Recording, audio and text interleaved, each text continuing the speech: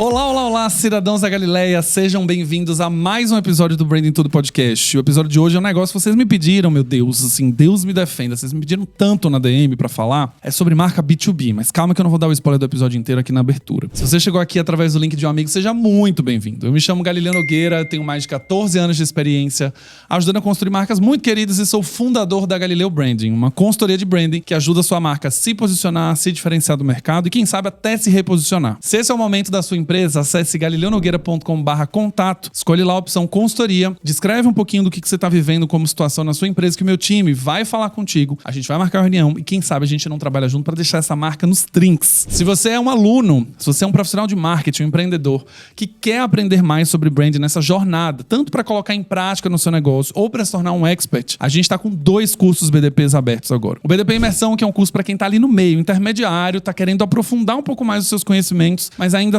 está no momento mais introdutório. É um curso online, 100% online, com aulas gravadas e ao vivo. A gente tem muito material rico, a gente tem exercício, tem quiz, tem um monte de coisa para que você consiga desenvolver e aperfeiçoar a sua técnica. Já se você é um profissional que quer aperfeiçoar, mas ao mesmo tempo no nível extremamente avançado, a gente tem o BDP Especialização, que é um programa de formação avançada, exclusivo para no máximo 10 alunos, em que a gente vai entrar na execução de branding, ou seja, o dia a dia prático, planejamento de marca, plano tático de execução, mensuração, OKRs, KPIs, equipe para desempenhar o projeto, verba.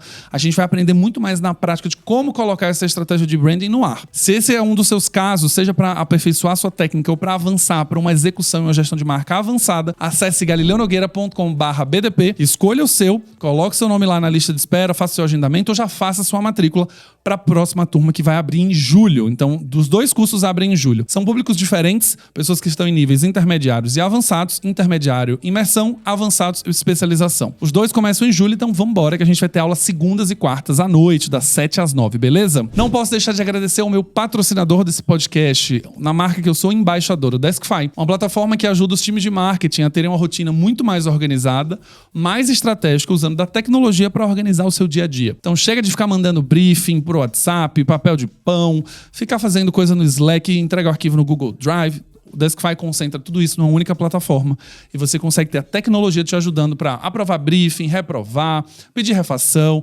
distribuir material para todo o seu time, para os seus franqueados. Acesse deskfy.io se você é um ouvinte aqui do Spotify e se você for um telespectador que está vendo no YouTube, é só acessar o QR Code que aparece aqui na tela, apontar e agendar o seu demo. A Deskfy vai fazer de tudo para que você veja como que vai ser ótimo ter uma rotina de marketing organizada, beleza? Vamos ao assunto de hoje. Vocês me pediram, gente, o que vocês me pediram desse episódio, assim, não tá no gibi. A gente vai falar hoje sobre construção de marca B2B. Eu recebo uma enxurrada, assim, hoje eu vou botar o Mux pra trabalhar. O Mux é o editor de vídeo e áudio aqui. Ele vai botar efeito, vai botar brilho, porque assim, esse é um episódio que eu quero dar uma ênfase muito grande, porque eu recebo muita DM de vocês pedindo para que eu crie conteúdo sobre criação de marca B2B, como é criar marca B2B, qual a diferença, o que eu tenho que fazer, se a técnica muda, se existe algum framework, se existe alguma plataforma específica. Então esse episódio, ele vai falar muito, endereçar essas dúvidas que vocês têm, principalmente para quem trabalha só com B2B. E eu escuto algumas coisas, e a gente já começa esse episódio para desmistificar algumas coisas. Muita gente fala, é muito fácil construir marca para B2C,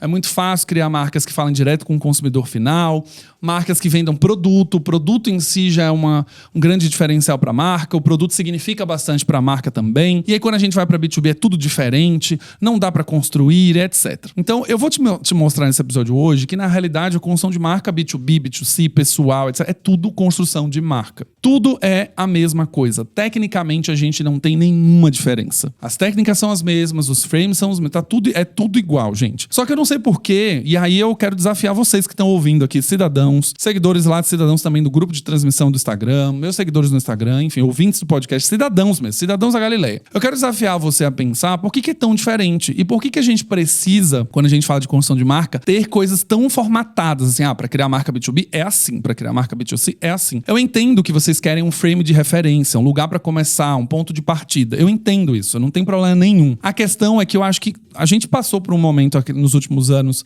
dessas produções digitais, dos infoprodutos, dessa coisa de produtização de muita técnica, e as pessoas começaram a segmentar um monte de coisa. Então, um curso para construção de marca empregador, um curso para construção de marca B2B, um curso para construção de marca B2C, um curso de construção para marca pessoal. Eu entendo que esses cursos dão um viés, dão um olhar que é muito mais fácil de entender. Mas eu quero desafiar vocês, e vocês já sabem disso, eu quero que vocês comecem a olhar a origem das coisas, a base teórica, a técnica, porque sabendo da base, você deriva para qualquer uma dessas iniciativas de maneira muito fácil. Não tem por que você ficar querendo fazer um curso só de construção de marca B2B, porque no final das contas é construção de marca. Se você não sabe o fundamento, e aí fazendo meu momento jabá aqui, BDP Imersão é ótimo para isso, para você entender o que é uma plataforma de marca, entender o que são os atributos, entender como se mensura atributo, entender como se define posicionamento de mercado, entender como você faz um benchmark de concorrência, um mapa de posicionamento, por exemplo, serve para qualquer coisa. O que se trocam são os personagens. Quando eu faço um mapa de posicionamento para entender o posicionamento das marcas no mercado e onde eu deveria me posicionar, isso serve para tudo. Serve para marca pessoal, corporativa, B2B, de produto, de serviço. Serve tudo. É tudo igual. Eu já poderia então encerrar esse episódio por aqui, porque basicamente eu já falei para vocês que é tudo igual. Mas eu sei que vocês querem que eu traga um olhar sobre isso, eu traga exemplos, eu traga uma visão para que vocês entendam onde vira a chave. Entendam qual é a diferença de construir marca B2C para B2B. Entendam a diferença de construir um plano estratégico de branding. Como essa plataforma precisa ser criada, uma vez que a gente está falando de uma empresa que vende para empresas e uma empresa que vende para pessoas. Só que aí eu já começo de novo explicando para vocês que no fundo, no final do dia, lá no fundinho assim, você tá ouvindo, você fala assim, cara, mas tem alguma coisa aí. Lá no final, a gente está falando de pessoas. A gente está falando de pessoas que compram coisas. Pessoas que estão em empresas comprando serviços ou produtos, pessoas que estão em casa comprando produtos ou serviços para resolverem uma principal dor. Odeio usar esse termo, tá? Dor. Eu odeio ficar falando essas coisas assim de dor do cliente, escuta a dor do cliente. Eu acho que o cliente tem necessidades, ele não tem dores. Ele tem necessidades, ele tem coisas que ele não consegue resolver, ele tem algumas angústias em algum aspecto do tipo, puxa, eu queria resolver isso aqui, mas não tô achando um produto, ou eu tenho esse problema na minha vida e queria que um produto ajudasse a resolver. Mas no final das contas não são dores. O consumidor não tá em casa se revirando falando, ai meu Deus, eu não tenho um produto pra isso. Ai meu Deus, eu não consigo encontrar. Não, ele não tem dor. O que ele tem são necessidades. E aí, onde que as coisas começam a ficar diferentes quando a gente fala de B2C e B2B. Para quem não está familiarizado com os termos, B2C, Business to Consumer, B2B, Business to Business. Ou seja, o primeiro, negócios para o consumidor, e o segundo é negócios para outros negócios. Beleza, tendo dito isso, então o que acontece? Na hora que a gente está construindo uma marca para o B2C, as pessoas têm suas necessidades. Eu vou dar um exemplo meu que aconteceu essa semana e um exemplo muito legal. Eu tenho um tênis Air Force que estava com solado amarelado. E eu não queria me desfazer desse tênis, porque ele tá novo, mas ele só tá com o solado amarelado. Fui lá, pesquisei na internet como resgatar esse solado para não ter que comprar outro tênis. Beleza, a internet me deu uma receita lá para fazer. Bicarbonato de sódio, água oxigenada, bota no sol, etc. Rarará. Beleza, fui lá, tentei fazer, não deu certo, enfim. O tênis continuou amarelado. Existe algum produto para isso? Existe algum produto para solucionar essa necessidade? Existe. E este produto precisa ter uma plataforma de marca bem construída para que, primeiro, ele consiga construir a marca junto comigo, fazer com que eu saiba que o produto existe e aí eu fazer a compra. Basicamente é isso. Quando a gente está falando de uma empresa, a empresa também possui a mesma necessidade. Nossa, tá uma bagunça aqui essa gestão de marketing, por exemplo. Minha rotina é muito caótica, meu time é super desorganizado, a gente tem um monte de documento espalhado em um monte de planilha, um monte de informação, não consigo concentrar no lugar só. Quero organizar a minha rotina de marketing. Será que tem uma plataforma ou serviço que consiga fazer isso? No caso, temos a Deskify, que basicamente que você já conhece aqui, que eu sou embaixador, mas temos um produto para isso. Quando o consumidor ele está olhando para um produto, ele está olhando um produto que resolva a sua solução, mas ele é um produto, no caso aqui que eu estou dando exemplo, é um produto físico, né? Eu preciso ter algum produto que eu passe no meu tênis para que deixe ele branco novamente. Beleza. Quando eu estou olhando para um produto dessa necessidade, alguns atributos de marca precisam ser comunicados ali e a marca precisa significar esses atributos para mim. Então, quando eu olho um produto, eu achei o produto para fazer isso, tá? Quando eu olho esse produto, a primeira coisa é funcionalidade. Este produto atende o meu desejo de deixar o meu tênis branco? Funcionalmente falando, ele atende? Sim. É um produto de confiança, ou seja, eu vou passar e ele vai realmente deixar branco ou ele vai estragar meu tênis? Não sabemos, eu preciso construir um atributo de confiança. Esse produto tem um preço que cabe dentro do meu bolso? Tem um custo-benefício bom? Ah, tem.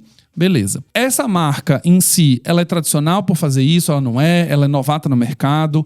Que base sólida eu posso confiar que ao comprar este produto, ele vai conseguir me entregar o que eu preciso. Quando a gente transpõe isso para o B2B, a gente passa pela mesma situação. Então vamos lá, tenho uma rotina de marketing caótica, tô lá precisando organizar minha rotina, tudo espalhado, tá? Um briefing tá no Google Drive, um arquivo tá no Dropbox, o outro briefing tá no WhatsApp, a agência me manda um link do Google Drive, eu aprovo por e-mail, reprovo por WhatsApp, tá? Essa zona. Beleza. Quando eu vou procurar uma plataforma, um serviço digital, digamos assim, eu começo a olhar as mesmas coisas funcionalmente. Existe um produto que organiza a minha rotina? Existe um produto que deixa o meu time mais integrado? Existe um produto que seja acessível, caiba no meu bolso, o bolso da minha empresa?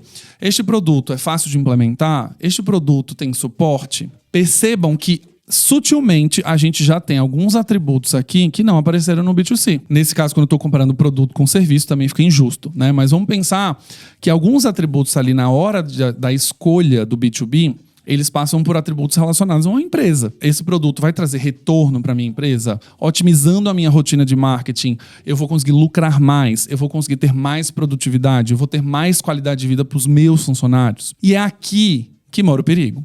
Aqui que mora o perigo. Porque a marca B2B, quando ela é construída tradicionalmente, na maioria dos casos, não estou dizendo que todas as marcas são assim, mas na maioria dos casos, a comunicação das marcas B2B, elas são extremamente focadas em falar do benefício do produto. Então eu estou falando ali, tem uma plataforma que organiza a minha rotina. Legal. Ela é digital, fácil de implementar. Ela reduz custo, tarará. Ela aumenta em X% a produtividade. Ela organiza o meu time para ser mais eficaz. Beleza. Ela é segura, porque está numa plataforma assim que não coleta meu dado. Não grava, por exemplo, alguma coisa de privacidade. Ela é uma plataforma que eu consigo ter um fluxo de pagamento que cabe no orçamento da minha empresa. Vocês percebem que eu estou aqui o tempo inteiro falando do benefício do produto e todos esses benefícios são frios. São frios. São frios, eu tô falando aqui, tá vindo na minha cabeça, são frios. Mussarela, presunto, que idiota. Mas vamos lá. São frios. Então acaba que a comunicação, na maioria das vezes, do B2B é chata. É uma comunicação engessada, é uma comunicação chata, mas é uma comunicação que funciona. Não estou dizendo que ela é ruim. Ela funciona.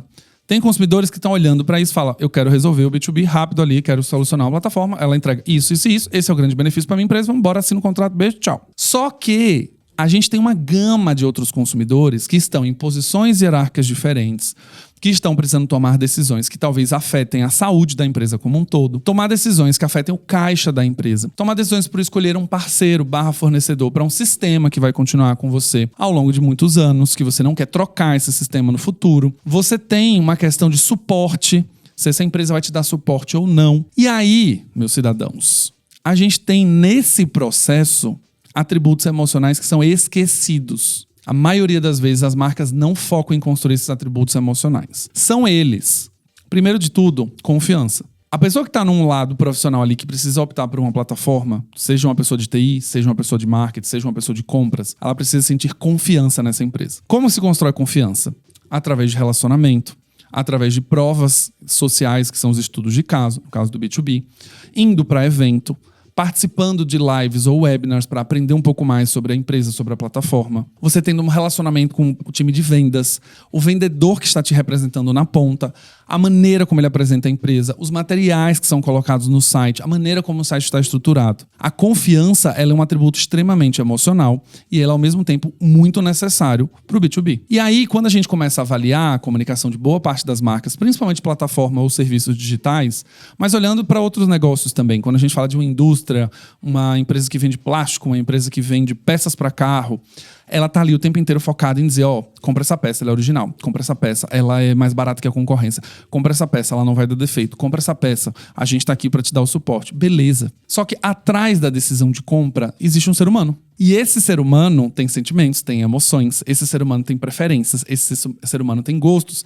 e esse ser humano tem desafios de carreira profissionais que precisam ser atendidos. Então, uma vez que eu estou numa plataforma ali, eu estou como um gerente de TI, por exemplo, eu vou implementar uma troca de ERP, por exemplo. O ERP é aquele sistema que faz toda a gestão financeira da empresa, emissão de nota fiscal, controle de caixa, etc. E eu trabalhei na hora que eu posso falar muito bem isso. Lá quando o gerente de TI, ou o supervisor de TI, o diretor, o superintendente, quem seja, vai tomar essa decisão, os aspectos funcionais do produto são básicos. Então esse RP precisa organizar minha casa, precisa emitir nota com agilidade, precisa se adaptar à nuvem que eu tenho, ele precisa se integrar com outros sistemas. Tem uma série de funcionalidades que são pré-requisito básico para qualquer início de jornada de compra. Então a pessoa que está lá fazendo uma concorrência entre sistemas, ela vai comparar um entre o outro e vai ver os que têm as features, as funções que atendem a necessidade que a empresa precisa. Só que existe um outro aspecto que é o de confiança e que ele começa a se construir, que é o seguinte: tá, eu vou mexer no coração da minha empresa, são as finanças. Eu não posso parar, eu não posso ter um dia que, por exemplo, a plataforma não emita a nota fiscal corretamente, que ela bagunce na hora de fazer a emissão e contabilização dos impostos, que ela não se integre com os meus sistemas. Será que eu vou conseguir ter o apoio dessa empresa junto comigo nesse momento de implementação? Então, quando você começa a olhar para essas dúvidas, essas necessidades, a gente tem alguns atributos de confiança, segurança, parceria, suporte. E, ao mesmo tempo, a gente tem empresas com compromissos sustentáveis de ESG, que podem ou não envolver diversidade e inclusão, proteção ao meio ambiente, sustentabilidade em relação a toda a parte de consumo. Você pode ter algum outro aspecto, algum outro viés social daquela empresa também, de tirar as pessoas de determinada situação, vulnerabilidade, por exemplo, algum apoio a uma causa de empreendedorismo feminino, ou então inclusão e diversidade. Vocês percebem que a gente começa a entrar em aspectos que eles não são necessariamente a funcionalidade do produto. E aí tem uma máxima no B2B, que todo livro que você lê sobre construção de marca B2B, ele sempre fala isso. E é um exemplo que eu vou trazer aqui que eu acho muito legal. E principalmente falando sobre sistemas, né? Quando eu trabalhei na Oracle, isso era um exemplo muito claro. Se eu estou com a marca, tem uma dúvida ali entre duas marcas, né? E olhando para o cargo que a pessoa exerce, um diretor de TI, um supervisor, um superintendente de tecnologia, ele precisa tomar uma decisão entre IBM e Oracle. Quando essas duas marcas elas estão muito bem construídas, mas, por exemplo, a IBM fez um trabalho muito forte de construção. Ela construiu reputação corporativa como uma empresa sólida que cresce. Ela construiu muitas provas sociais, então muitas empresas que a gente conhece e a gente confia usam sistemas da IBM. Ela construiu uma marca que tem alguns pilares de sustentabilidade, diversidade e inclusão, por exemplo, que tem algumas causas, são específicas, e fez com que o comprador, o diretor, o supervisor, o superintendente, quem seja, olhasse para aquela marca e falasse: cara, essa da marca aqui é confiável, essa aqui eu posso contar. Foi lá, fez uma reunião com o vendedor explicou com material bem feito, com a execução, com qualidade de imagem, com as informações muito claras, sem pegadinha, com textos fáceis de entender, uma condução no atendimento ali de acompanhamento em relação à ligação, em relação ao processo de implementação, uma pessoa próxima desse processo, um time disponível para atender. E aí a pessoa que vai tomar a decisão olha para a Oracle e fala assim: nossa, mas eu acho que a Oracle também constrói tudo isso, mas eu tenho minhas dúvidas. Não sei se eles vão me dar tudo isso que a IBM me dá. E aí uma coisa muito comum no processo de compra era o diretor de TI ligar para um diretor de TI dessas marcas que já implementaram para perguntar: e aí, como foi lá a relação com a Oracle, com a IBM? Deu tudo certo? A implementação foi toda certa? Deu algum problema? Você teve suporte? E eles se conversam entre si. E essa relação de confiança também é construída para aí. Nessa história, o que acontece? Se a pessoa que é o seu par, o diretor de TI ali, falar: cara, é legal, o sistema é muito bom, mas deu pau na implementação e o pessoal não me deu suporte, acabou a construção de marca agora. Porque não adianta, é uma pessoa de muita influência na tomada de decisão, conversando com uma outra pessoa de muita influência, trazendo o aspecto real do dia a dia para mostrar para você que aquela marca não necessariamente consegue vender isso de uma maneira muito fácil. Ela não vai te dar suporte, por exemplo. E aí, a máxima e quais são as necessidades que essa pessoa que vai tomar a decisão tem, olhando para o contexto que ela está, o cargo e a carreira que ela tem, primeira coisa, ela não quer se queimar. Ela não vai trazer uma proposta, uma solução que possa dar problema na empresa. Ela, como alguém de alta hierarquia e decisora e influenciadora da decisão, não quer trazer um sistema que possa ser que dê um pau. E ela seja culpada de mexer, por exemplo, de um sistema que estava tudo ok, ele não era um dos melhores, mas funcionava, para colocar um outro que foi pior. A segunda coisa é que ela não quer arriscar também qualquer tipo de movimentação muito drástica. E aí a frase que aparecia nos livros é: ninguém nunca foi mandado embora por comprar um serviço da IBM. Ninguém nunca foi mandado embora por escolher IBM como marca. Essa frase fala muito sobre o próprio profissional. Se a gente fosse entrar na questão filosófica aqui, que às vezes eu gosto, vocês sabem disso, é uma questão, sei lá, de ego, vaidade, proteção, enfim. A gente tem isso. Então, aquela pessoa fala assim: imagina que eu vou contratar essa marca nova iniciante, que chega aqui e vai dar pau, eu vou me ferrar aqui dentro da empresa, meu chefe vai dar uma bronca, eu vou ter uma má avaliação lá no final, eu não vou fazer isso. Imagina, pode ser que seja mais caro, inclusive, mas eu não vou arriscar. Porque se eu comprar IBM e der pau lá na frente, o meu chefe nunca vai poder virar pra mim e dizer: nossa, mas você também trouxe uma ferramenta nova, nossa, mas também inventou moda aí, trazendo coisa que a gente nunca ouviu falar de sistema novo. E aí, ele não vai tomar essa decisão baseada nesse risco. Percebam que esses dois exemplos, eles dizem muito sobre a construção de marca. Eles dizem muito como a marca B2B precisa ser conhecida e construída. Então, esse profissional, ele não vai arriscar. E aí, onde as marcas novas, elas têm muita dificuldade em entrar. As marcas B2B têm muita dificuldade em entrar porque elas não têm histórico, elas não têm reputação corporativa, elas não têm... Você precisa ter um primeiro cliente para construir um case com esse cliente, e uma vez que ele constrói com esse cliente, ele vai começar a contar que ele construiu com ele, e aí, no final das contas, ele vai conseguir angariar outros clientes. Então, aqui, gente, a principal diferença do B2C e o B2B é que no B2C, o consumidor está muito mais disposto, talvez, a encarar um shampoo novo, uma pasta de dente nova, um celular novo. Porque ele tem um custo, claramente, e tem um custo também de dor, né? Caso ele não tenha a sua necessidade atendida ou dê muito problema no final. Mas ele é uma pessoa física. Ele tem a sua necessidade de falar, putz, eu não encontrei um produto para deixar meu tênis mais branco, eu comprei esse aqui, foi fuleiro.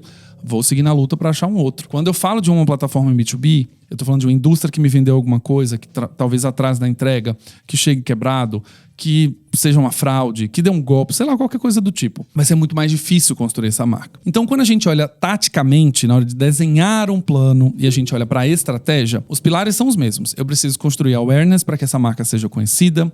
Eu preciso construir case. Eu preciso que pegue um cliente piloto, construa o melhor case possível, filme isso, são os famosos estudos de caso, filme isso, conte essa história nos seus canais para que as outras pessoas que são pares do mesmo segmento olhem e falem, nossa, a Renner também implementou esse sistema legal, então se a Renner implementou, pô, esse sistema deve ser bom. E você comece a acrescentar fatores que são humanos nessa construção de confiança, etc., que se refletem na marca. Marcas com linguagem mais divertida, algumas vezes, traz isso para perto. MailChimp é uma marca de gestão de e-mails, por exemplo, que é super divertida. A maneira como ela comunica é super simples. É um produto focado para o pequeno empreendedor que está começando agora.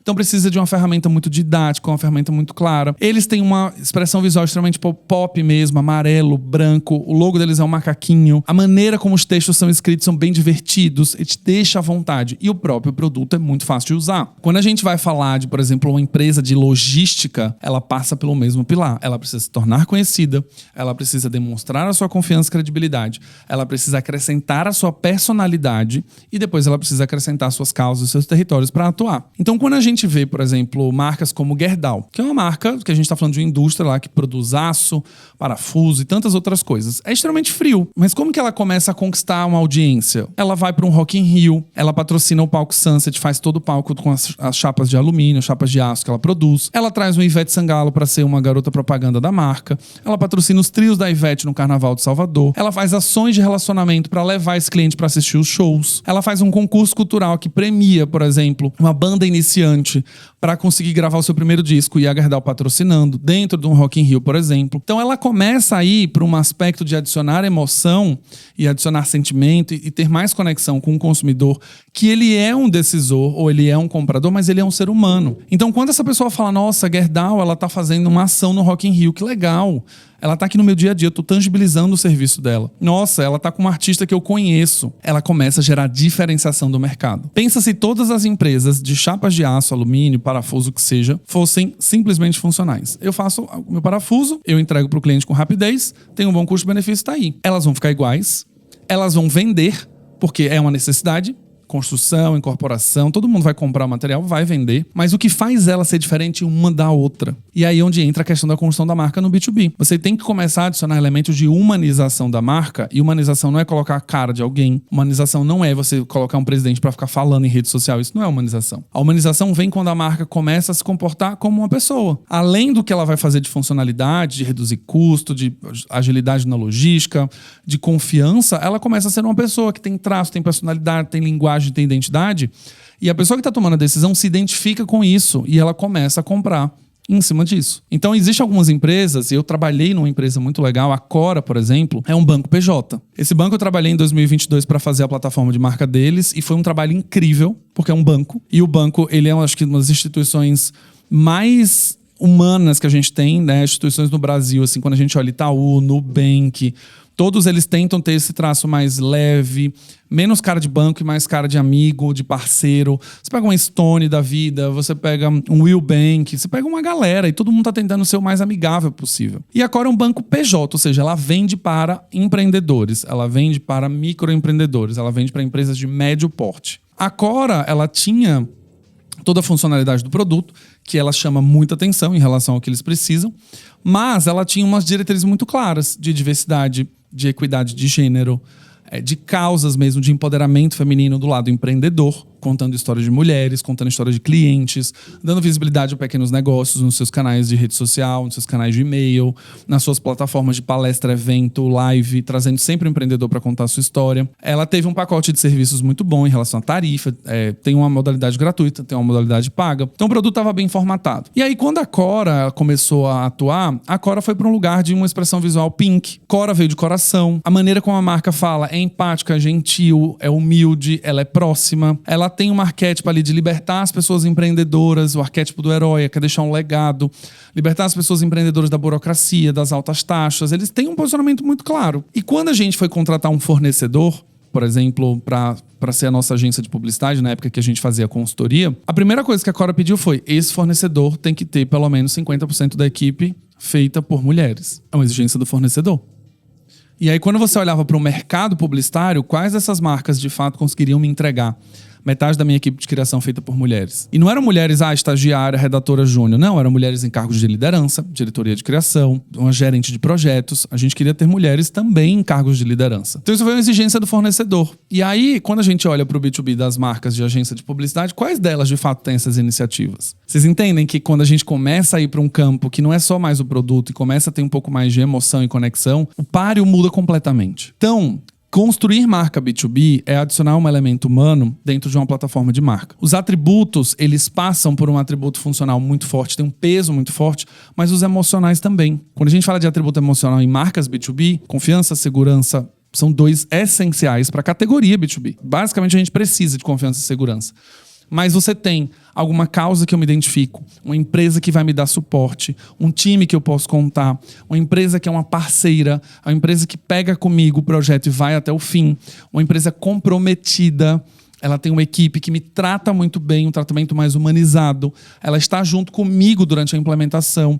Eu posso contar com a disponibilidade dos atendentes ou do suporte no momento que eu preciso. Então aqui você tem os elementos muito esquecidos no B2B, que tudo se volta sempre à funcionalidade. Então na hora que você estiver fazendo uma plataforma de marca, cidadãos, e a gente olhar ali para a plataforma, pense sempre, a marca tem que ter um propósito, uma promessa, os atributos funcionais, os atributos emocionais, o tom de voz, a personalidade, ou seja, os seus atributos em si, as suas causas, os seus territórios de atuação, a sua mensagem, o seu mapa de mensagens para todo mundo, só que sempre olhando para o aspecto de que existe uma pessoa do outro lado, existe um ser humano do outro lado. E ele, como profissional, tem necessidades de carreira que precisam ser atendidas. Não ficar na mão, não receber um feedback negativo, ter realmente um produto que funcione, contar com a marca que seja parceira, que consiga fazer isso junto com você. Um exemplo muito legal de marca para vocês estudarem é a Caju.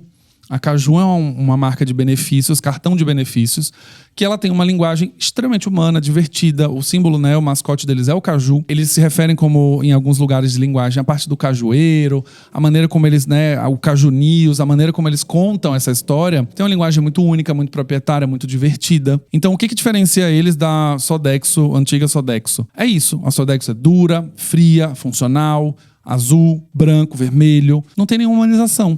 Mas tem empresas que vão preferir, o escritório de advocacia, ele quer uma marca extremamente funcional ali, séria, sisuda, que passe um ar corporativo. Beleza, o nome disso chama posicionamento. Marcas se posicionam assim, vai atingir o nicho de empresas que querem marcas assim. Marcas que são modernosas, divertidas, coloridas, com a linguagem mais a digital, por exemplo, mais atual, mais conectada ao espírito do tempo, também tem seus clientes. O ponto é, já pensou se a Caju quisesse ser a nova Sodexo? Ela ia criar uma empresa para concorrer com a mesma linguagem, com o mesmo tom, com os mesmos benefícios e com os mesmos atributos. Qual a diferença? E aí no B2B tem uma questão de reputação, que se você chegou agora e você está competindo com a empresa que tem 20 anos, um beijo, o seu problema vai ser muito grande de competir com essa marca. Você não vai conseguir simplesmente chegar e conseguir combater uma empresa que tem 30 anos de história. É óbvio que 30 anos de história vai construir um atributo fortíssimo de confiança, de segurança. Vai construir coisas que sua empresa não tem. Mas de que maneira você pode construir? E aí, cidadãos, pra gente fechar esse episódio, trazendo pra parte prática, tangível, que eu vejo que as pessoas esquecem muito, é quando você coloca num plano de B2B Inclua esses momentos de interação, como, por exemplo, o patrocínio de eventos relacionados a uma causa. Você tem ações de relacionamento com o cliente que não sejam só live webinar. Você tenha, de fato, um almoço, você tem um happy hour na empresa, você tenha levar o cliente para algum outro lugar para conhecer uma atividade nova, para ter um treinamento. Às vezes aquele cliente precisa aprender sobre branding antes de contratar a Deskfy. Às vezes a Deskfy, então, vai oferecer uma palestra, ela vai oferecer um happy hour comigo, que ela já fez isso várias vezes. Às vezes ela vai dar de presente um treinamento para esse cliente. E aí esse cliente vai falar, cara, essa empresa é confiável, eles estão juntos, eles estão a fim de fazer isso comigo. Ela vai montar os seus estudos de caso. Então, o que eu vejo também de B2B super raso, assim, nas estratégias, nunca tem estudo de caso. E quando tem, é aquele estudo de caso chato de ler. Confira como o Bradesco implementou o RP e mudou e transformou a gestão das suas finanças. O gerente de TI... Aí tem um texto enorme que ninguém tem paciência pra ler. E aí, quando você vai ver os vídeos, é aquele vídeo chato de assistir. É um vídeo que não tem dinâmica, não tem storytelling, não tem nada. É uma pessoa sentada, olhando pra câmera, falando, bom, meu nome é Galileu Nogueira, eu sou presidente do Bradesco e a gente acabou de implementar a solução da empresa tal. Nossa, essa solução reduziu em até 78%, não sei o que lá. A nossa solução entregou 3 vezes mais produtividade. E essa implementação foi muito mais fácil. Seja você também um cliente tal. Cadê confiança? Cadê parceria? Cadê suporte? Cadê do início ao final? Cadê a causa que a marca defende? Cadê o que ela tem como território ali que o cliente percebe e valoriza? Qual é realmente ponto forte dela em relação a tudo que não seja o produto? Então, B2B precisa de ter uma cara mais próxima, mais calorosa, mais humana. E aqui é onde eu acho que é o erro que todo mundo comete. É tratar o B2B sempre como funcionalidade. É sempre como benefícios que reduzem custo, que entregam rapidez e esquecem que existe um ser humano do outro lado. Então, cidadãos, comparando aqui B2C e B2B, a construção é a mesma, a plataforma é a mesma. O que mudam são os atributos que você precisa reforçar muito mais no B2B, que não são mais os funcionais. E eu acho que é aí onde branding no B2B parou no tempo, há milênios. Quando a gente olha Salesforce, por exemplo, era um competidor da Oracle incrível. Eles tinham um mascote, eles tinham uma linguagem simples, eles tinham badges, quando você ia completando algumas coisas, o cliente ia ganhando alguns reconhecimentos. Você tinha eventos incríveis, com show, com bifezão lá pra você curtir com o seu cliente, levar ele como vendedor. Ele assiste um show de um artista super legal. Ele tem uma experiência, às vezes, que ele vai junto pra conhecer um outro tipo de tecnologia. Tem sessões de benchmark com outros clientes. Tem eventos na própria empresa que fortalecem essa comunidade. Então você começa a ver e desenhar estratégias que você fala, cara, legal. Muito legal. Muito bom. Essa marca aqui, ela pensa diferente. E ela dá a confiança, segurança, credibilidade que eu preciso, que são os atributos muito básicos. Mas que mais vocês podem acrescentar? Então eu desafio vocês, cidadãos, quando vocês olharem para a plataforma de marca, entenda o que está faltando em traços emocionais.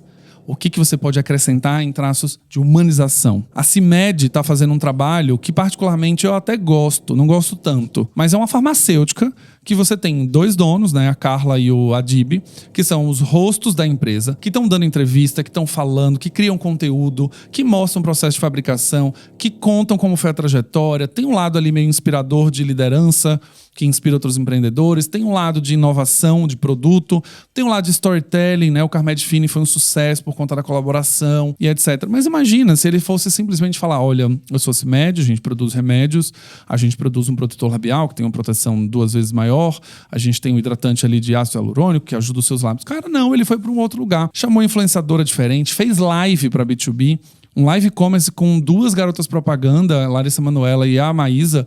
Trouxeram 2 influenciadoras para falarem com os lojistas, falar com o farmacêutico, fazer uma live com elas, contar um pouco do produto, falar da relação delas. Aí quando você olha para evento, eles levam pessoas para evento e não eventos corporativos chatos, eles levam para outros tipos de eventos também. Então olhem para essas marcas, o que eu não gosto de CIMED, vou falar de vocês aqui, já que a gente tá num clima fofoquinha hoje, o que eu não gosto de CIMED? Essa extrema dependência dos fundadores para poder ser uma marca forte. Não estou dizendo que a marca CIMED é fraca se tirar os 2. A marca CIMED conseguiu conquistar um posicionamento de mercado muito bom. Produto, prazo, promoção, marketingzão puro ali na raiz. Produtos que atendem a necessidade, você tem preços que cabem no seu bolso, distribuição no Brasil inteiro, você consegue fazer muito bem. E nos traços de humanização, você tem também agora a figura desses 2, né, que representam a empresa. O que eu não gosto, e a minha crítica da estratégia, é porque eu acho que se colocou muita ênfase em relação aos 2, e eu acho que marcas corporativas, elas não devem depender e não terem a sua imagem 100% construída em cima de fundadores. Os fundadores são pessoas, fundadores têm posicionamento, fundadores podem fazer um monte de cagada, fundadores podem falar coisas que não deveriam falar, fundadores não representam a essência da marca necessariamente, fundadores não não necessariamente representam os valores que a marca tem. No caso deles, por ser uma empresa familiar, irmão, irmã, pai e tudo mais, existe uma transferência entre o que a marca CIMED é e o que o Adib é. É basicamente, na minha visão aqui, sem ter acesso a nenhum brand book, sem ver nada estratégico. Eu tô falando aqui tudo que eu recebo de material em relação à marca. As visões parecem ser muito próximas. As duas coisas são muito iguais. Né? O que o Adib pensa é o que a CIMED pensa. A forma dele estruturar as coisas é como a CIMED estrutura as coisas. E tá tudo certo, a marca também vem da visão do fundador. O meu ponto é que a marca precisa ter uma vida própria. Ela precisa ter uma essência. Às vezes a voz da CIMED, como tom de voz, ela não é a voz do Adib. Para falar com classe C e D, para falar com classes A e B, para falar de determinadas ativações. Às vezes a marca vai ter causas que o Adib não acredita como fundador, mas a marca em si tem. Então a marca talvez defenda diversidade e inclusão por uma questão de diferenciação de mercado, por uma questão de movimento e conexão com o espírito do tempo, que o fundador às vezes não tem essa maturidade. Então quando você tem a imagem 100% focada nesse fundador, o que acontece? No momento que ele faz e dá uma entrevista falando, eu não acredito na diversidade. Fazendo um parênteses aqui, o Adib nunca falou isso, tá? Eu não acredito na diversidade, eu tô aqui pelo mérito. As pessoas que forem boas, elas vão ser boas. Ela, independente se ela é preta, branca, amarela, se ela é trans, ela tá aqui para dar resultado. Quando a pessoa fala isso, e a marca tem uma iniciativa de inclusão, por exemplo, de vagas afirmativas, existe uma desconexão gigantesca entre o fundador e o que a empresa faz.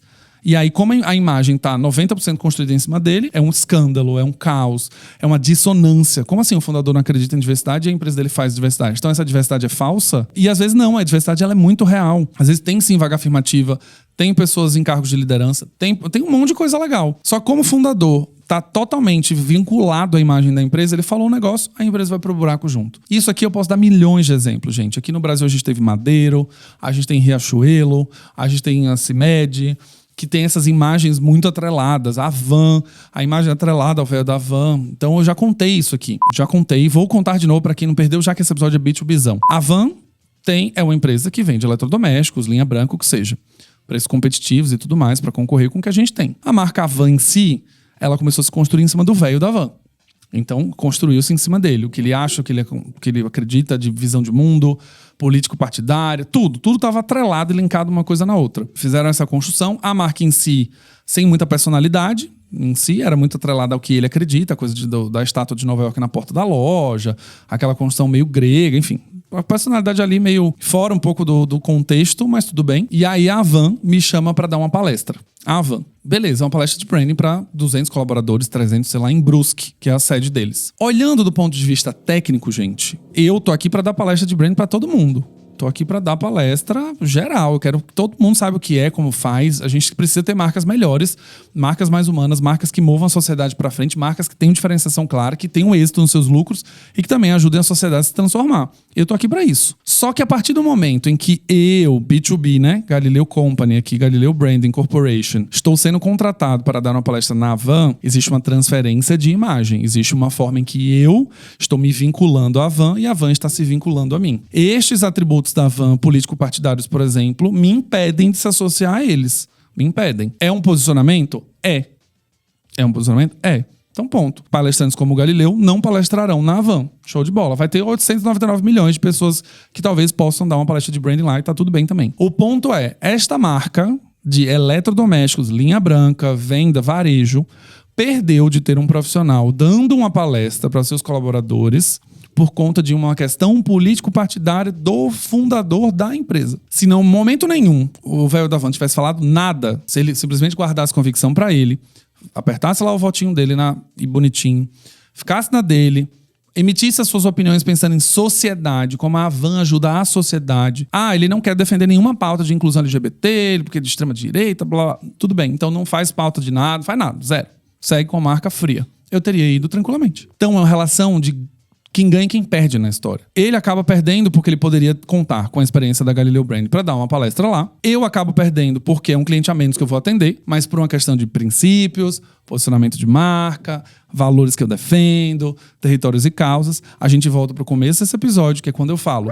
Eu, como palestrante, professor, fundador de uma empresa que tem toda essa plataforma fundamentada, não vou trocar e queimar a minha imagem por conta de dinheiro. Essa oportunidade, ela precisa ser declinada. Eu não vou arriscar a minha reputação, a minha carreira por conta de simplesmente receber muito bem numa palestra que eles pagariam. Então eu vou lá e declino. De novo, a minha questão não é sobre, ele é direita, esquerda, não é nada disso. A minha questão é, a marca de varejo que revende eletrodomésticos, linha branca, etc., não precisaria ter uma conexão tão forte e fundamentada no fundador a ponto de impedir novos negócios de serem feitos, a ponto de segmentar um público de maneira tão polarizada. A marca em si de varejo que atende mundo, atende todas as classes, atende todo mundo, atende quem quiser, não deve começar a impor restrições baseadas na visão de um fundador. Então a minha crítica da CIMED é essa, já entrando na crítica da Havan também, mas no final das contas, gente, as marcas, quando a gente pega as grandes, qual é a posição política do Tim Cook da Apple? I don't care.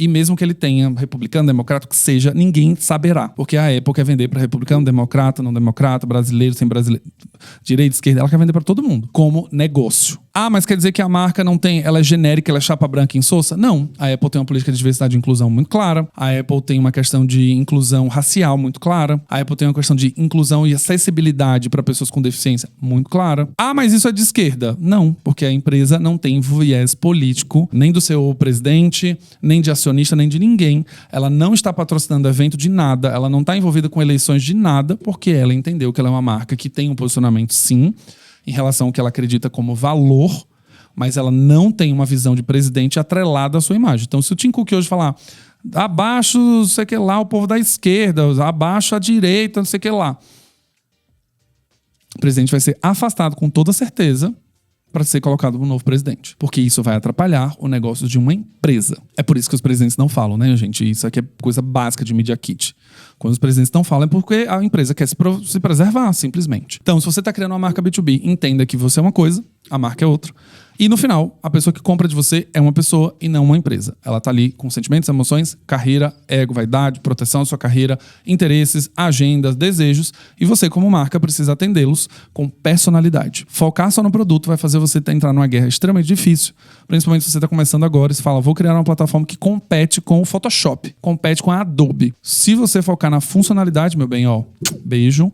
Você provavelmente vai ter muita dificuldade, principalmente se você for uma pequena empresa e não tiver dinheiro. Se você tiver muito dinheiro a ponto de competir com a Adobe de comunicação, de teste, de influenciador, de trial, de dararara, você até consegue uma fatia de mercado. Mas no final, a marca ela precisa ter uma clareza, no caso em produto muito forte, que justifique, né? No caso Canva, Photoshop, por exemplo, você tem uma coisa de Canva, facilidade de uso, que Photoshop não tem.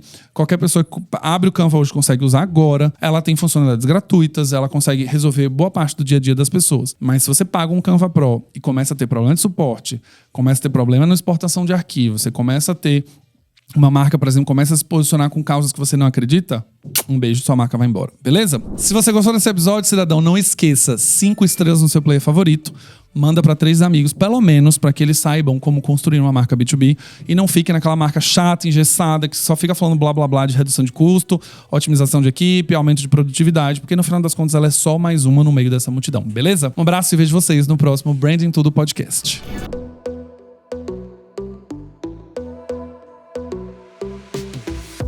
E esse foi mais um episódio do Branding Tudo, o seu podcast de branding. Não esqueça de me seguir nas redes sociais, @Galileu Nogueira, para ficar por dentro de tudo que acontece no mundo do branding.